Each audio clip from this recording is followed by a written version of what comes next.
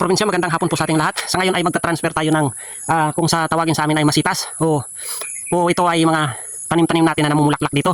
Pakita ko sa inyo mga kaprobinsya. Ito mga kaprobinsya, lumalaki to katulad yan mga kaprobinsya. Pakita ko sa inyo yung namumulaklak.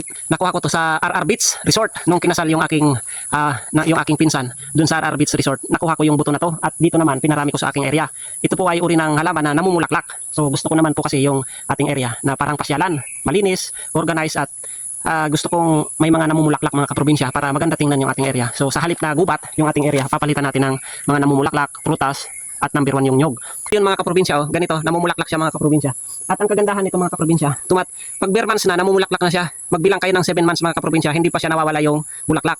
Kaya naisip ko siguro yung RR Beach Resort diyan sa bayan, kaya ito yung napili niya na itanim doon sa paligid ng venue niya kasi ang ganda mga kaprobinsya, ang tagal mamatay ng bulaklak. So swerte natin dahil tayo ay nagkaroon din dito sa ating area. Ano ko mga kaprobinsya, ilipat yung mga nalaglag na buto niya at nabuhay doon sa tuktok mga kaprobinsya, doon sa tuktok mga kaprobinsya, para kapag tayo ay mag-ikot-ikot doon sa taas mga kaprobinsya, yung mga tanim natin na gulay doon, at least yung sa gilid parang may design. Yun yung naisip ko na naman mga kaprobinsya. So hindi ko pa alam mga kaprobinsya kung anong halaman na to. So hindi ko pa nag-google. So sa mga nakakaalam kung anong masitas to o halaman, so comment down below mga kaprobinsya. So maraming salamat sa patuloy na suporta nyo.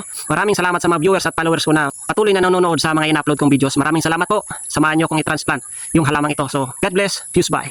Alright.